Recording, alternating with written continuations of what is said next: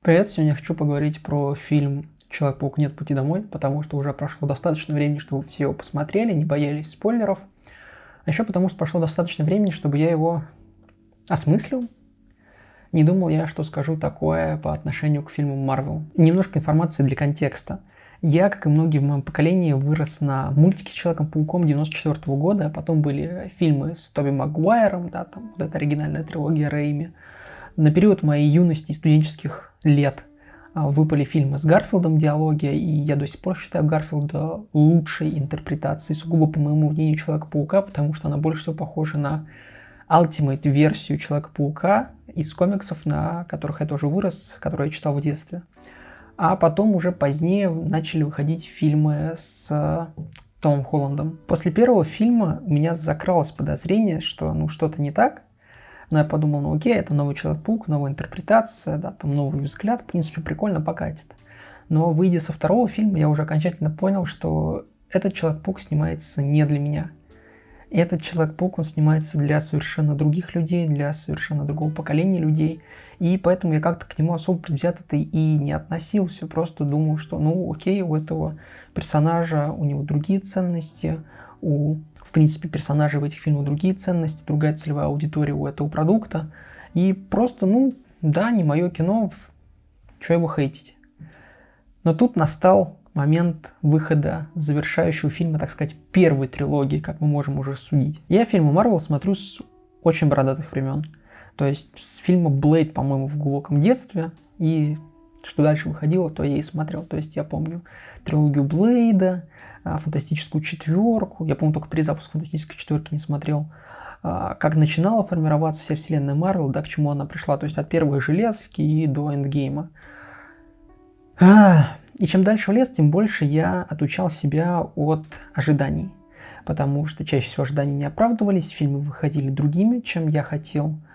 И, в принципе, меня начинало очень сильно, настораживать и в каком-то моменте даже отпугивать весь этот хайп, потому что все уже превратилось в какую-то просто бешеную погоню за сливами, какие-то утечки фотографий, наборов лего, китайских копий с какого-то тайваньского завода. Короче, полный бред и совершенно не то, что я хотел бы потреблять.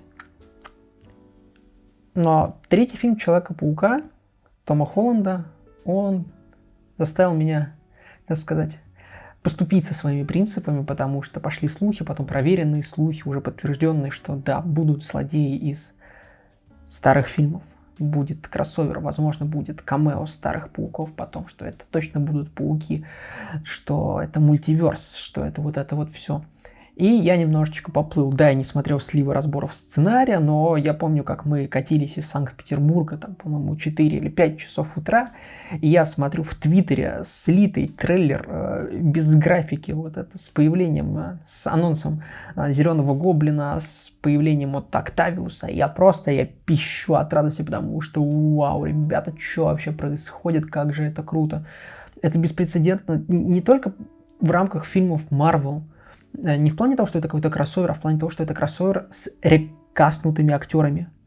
То есть это вообще что-то новое, да. Мы не берем вот это, прости господи, появление Ральфа Стейка в WandaVision, забудем как страшный сон. Когда у нас были такие большие кроссоверы, окей, Фредди против Джейсона, а Чужой против Хищника, да, а тут вот именно рекастнутые актеры в одном фильме, и они взаимодействуют, и это влияет на общее повествование, то есть, вау, потому что, в «Чужом против Хищника», да, вроде был какой-то сквозной сюжет на продолжение, но это вроде как один верс, Фредди против Джейсона, это вообще одна, история была, по-моему, и у нее так и не вышло продолжение, несмотря на клиффхенгер, а тут прям Тут даже я заинтересовался разборами трейлеров, скажем так. И вот настает день фильма, да, там я иду смотреть его с субтитрами, с оригинальной дорожкой. И в моменте мне вообще все нравится. Зал аплодирует, зал смеется, да, появление актеров, это ностальгия. Единственные моменты в фильме, которые меня прям выдернули из просмотра, это линия тети Мэй и что они сделали с Веномом Тома Харди.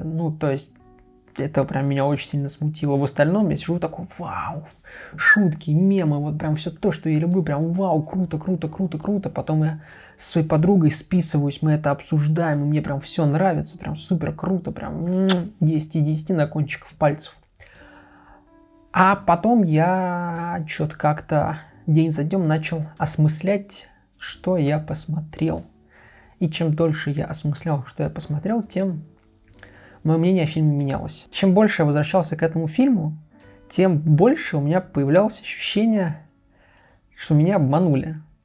Не в том смысле, что меня кинули на деньги или еще что-то. А вот знаете, когда вот вы в последний день типа пишете работу, какую-нибудь там семинарскую, зачетную, не знаю, реферат какой-нибудь, вот прям вот все до дедлайна, там часы, вы на 3 редбулах, там, какой-то бред набиваете, и вот заявлена тема «Вау!», внутри как бы «Да!», но какая-то фигня. И вот тут то же самое. Чем мне нравились фильмы Тома Холланда? В них нам давали уже готового паука без предыстории. Все, есть герой, никакого дяди Бена, никакой с великой силой, великой ответственностью. Он уже сформировавшийся герой, он уже геройствует. Да, он взрослеет, да, он еще что-то не умеет, но в принципе, в целом, вот, пожалуйста, Человек-паук, который отличается от других Человеков-пауков. А в этом фильме нам снова дали историю про великую ответственность. То есть нам дали то, что отличало предыдущие фильмы в лучшую сторону. Только в этот раз вместо дяди Бена тетя Мэй. И это вообще очень странно. Вообще, когда в фильме появилась вся эта ветка с дядей Беном, когда пауки такие: «Дядя Бен, откуда ты знаешь это имя?», мне захотелось прям реально встать в зале и закричать: «Серьезно? То есть вы сейчас дословно мне хотите процитировать «Бэтмен против Супермена» и вот эту сцену «Марта, откуда ты знаешь ее имя?» Или там «это имя», я не помню дословно. То есть зачем? Зачем вообще эта ветка про великую силу, великую ответственность? К чему это вообще? Мотивация тети Мэй — это вообще для меня что-то за гранью. Вот эта сцена, где она помогает зеленому гоблину, и одной фразой типа «Ну ты же должен помогать злодеям». К чему вообще? Ну, то есть это вот был первый такой прям косяк, о который я споткнулся в этом фильме. Ну ладно, окей. Вот этот ход с тем, что Человек-паук будет в этот раз помогать злодеям, а не просто бить им морды, это интересно. Это прикольно, хотя, по-моему, во втором Пауке Тоби Магуайра он же тоже хотел помочь Октавиусу. Ну, окей, это прикольно, это в каком-то смысле даже, скажем, свежо. Давайте только тогда не поднимать тему мотивации Песочного Человека, потому что тут реально, я вот сколько мнений смотрел, это вот реально начинается просто оправдывание хоть какой-то логики, потому что логики в фильме у него нет. У него экранного времени хрен да маленько, у него мотивации хрень да маленько. И чего вообще, ну, то есть, окей, в этот раз Человек-паук у нас помогает и хочет вылечить героев, чтобы как-то, не героев, суперзлодеев, чтобы хоть как-то их жизнь там наладилась, да, ну, они, допустим, вернутся в тот момент, и они не умрут, когда их вытянули, типа, обратно вот в наш верс. Хорошо. Допустим, это работает. Смотрите, у Человека-паука есть очень важный прикол. Этим приколом является его тайна личности. Тайна личности для Человека-паука настолько важная вещь, что в комиксах, например, он не снимал маску даже среди супергероев. Ну, то есть его личность знали буквально по пальцам единицы персонажей. Раскрытие личности Человека-паука в комиксе «Гражданская война» было поворотным моментом в сторону акта о регистрации супергероев. Это прям был весомый аргумент. В фильмах Тома Холланда персонаж Паука раскрывает свою личность в каждом, сука, фильме. В каждом. Он спалился вообще всем от друзей до врагов.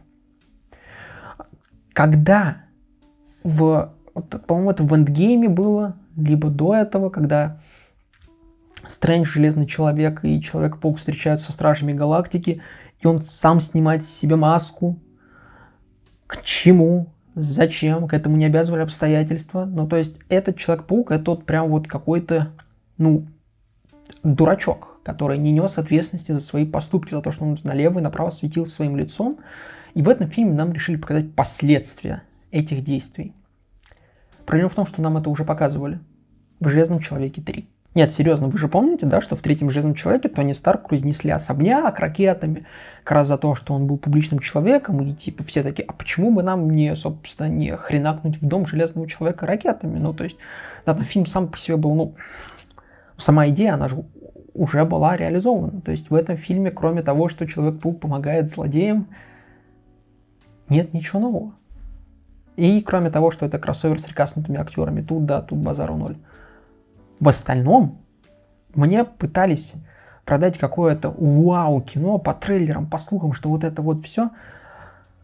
И как бы оно на бумаге-то да, и даже при просмотре в зале оно как бы да, но ты выходишь и осмысляешь, и ты понимаешь, что ты не увидел ничего нового, что тебе до этого не показывали. Окей, ладно, я прикапываюсь сейчас к драматургии, к сценарию, к какому-то маркетингу, может быть.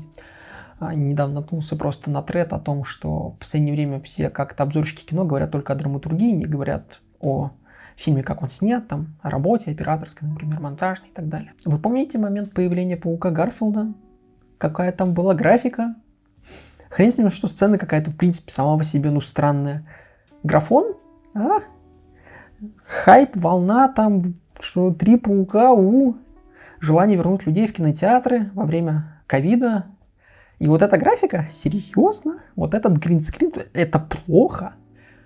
Это прям хреново. Кино перестает работать в этом моменте. Ты выпадаешь, ты смотришь на это, и у тебя несоответствие какому-то вот этому всему.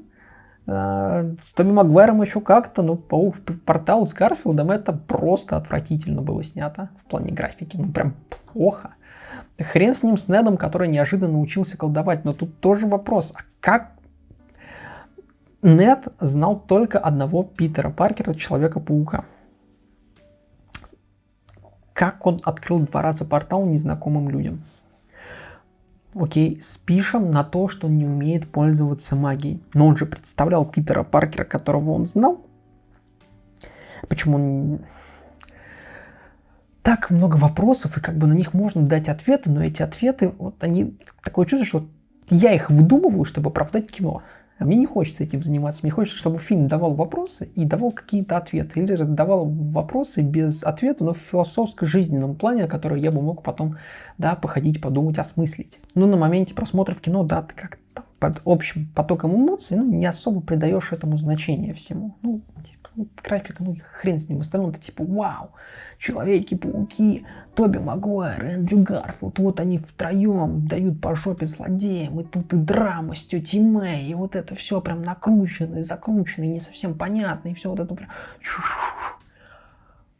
А потом я как-то сел, подумал, и Человек-паук «Нет пути домой», он был сделан так, чтобы мне понравиться.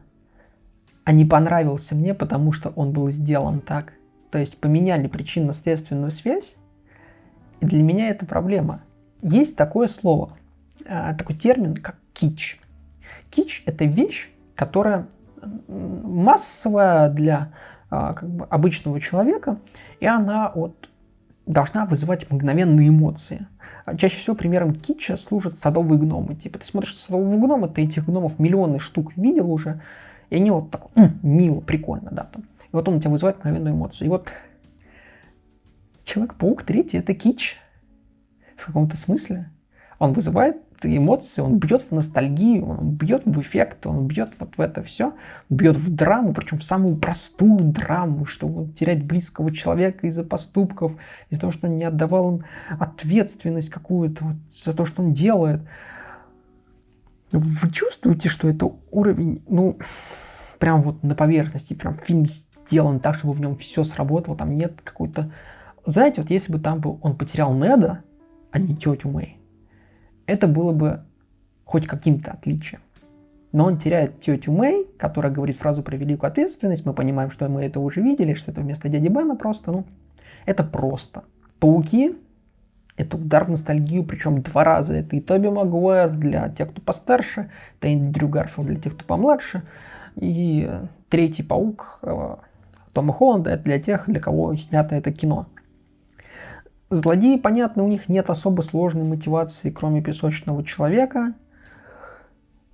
Снято, понятно, все. каких-то, есть захватывающие сцены, типа, когда они там начинают вот этот тимплей, когда они там летают, вот это все это единственное, собственно, из фильма, который мне в плане какого-то экшена запомнился.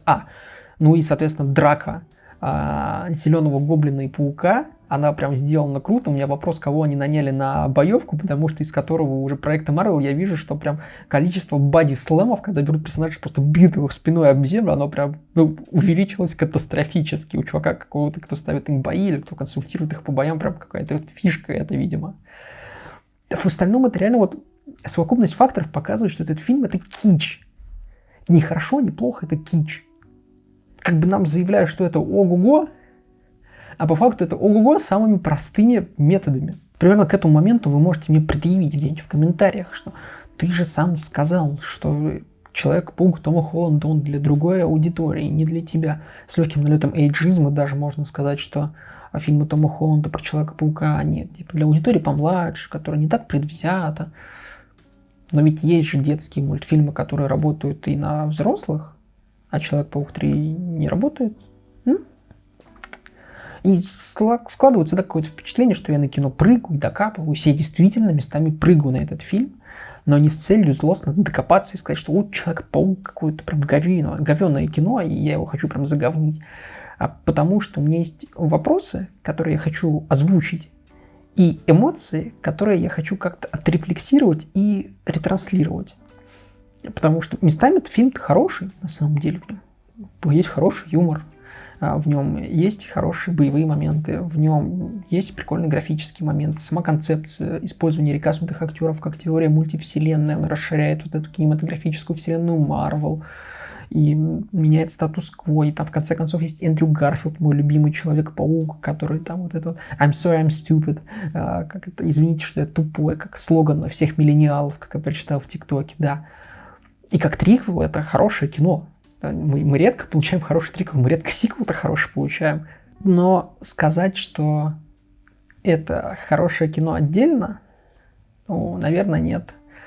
Посоветовать его кому-то, прям, что это вау, это прям вот must watch, это нужно посмотреть, иначе его вообще никак, наверное, нет. Да даже если меня просто спросить, вот, ты хочешь пересмотреть третьего Человека-паука? Этот Человек-паук, нет пути домой. Вот есть у тебя ощущение, что ты хочешь вернуться к этому фильму?